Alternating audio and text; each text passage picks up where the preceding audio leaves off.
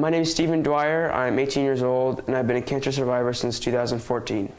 In the summer of 2014, Stephen was in the best shape of his life and training to qualify for the Arizona State Swimming Championships. Suddenly, his health declined and tests revealed he had leukemia. When you hear that word, you know it's cancer, and it's just complete shock. Because you go from, oh, all I'm worrying about is competing at state and getting better, to I need to beat this thing just for my life. People say the word surreal, and it is. You feel like you're in someone else's story. And so I remember putting my hand on the door to come back in, saying, we're starting something new here. That's for sure. I can't believe this is happening. It's just the fear of the unknown and not knowing what's going to happen. But Stephen never had a doubt in his mind. He never said, why me? He took this on and he went for it, and it's been remarkable to watch.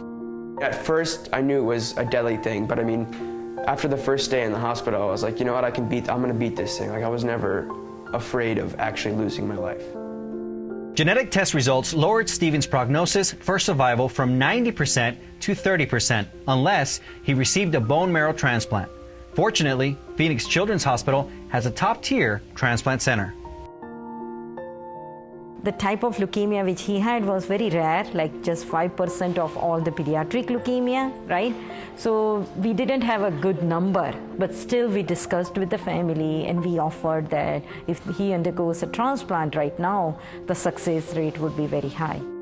We didn't hesitate because we'd known a couple of kids who'd been treated at PCH and had a great experience. There really wasn't a question in our mind. When we met with Dr. Shaw originally, it was very hopeful, and it always was very hopeful. She was a realist, but there was always that hope. I was just like, I'm gonna do what she tells me to do, and I mean, I'm glad I did that because it helped me get back to being healthy. Recovery after the transplant was slow, but after a few setbacks, Stephen was ready to leave the hospital.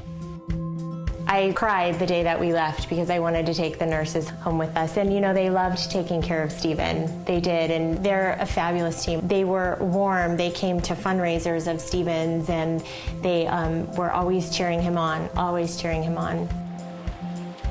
The latest success to applaud is Stephen's return to the water and a return to the training that inspired his recovery. It's emotional. Stephen finds a retreat in the water, and getting back in the water was his motivation. He wasn't in the pool for about 15 months. But to see him today, from 6 months ago, to see how much stronger he is, and you can't tell anything's happened to him when I watched him swim today. It was great. I met him just last week and I saw that he's so confident and strong now. And he's doing fine. And I'm so happy to see him like swimming and enjoying like a normal kid. And it gives me like that satisfaction. He's gonna have to live a pretty clean lifestyle, be active, eat well, take care of himself, do things in moderation. But right now, we're thinking cure, normalcy, and a lot of life lessons. You wonder when a young man or a young woman's going to find out what they're made of, and he certainly did. I'm planning on living a long and healthy life. You know, I'm thankful to be here.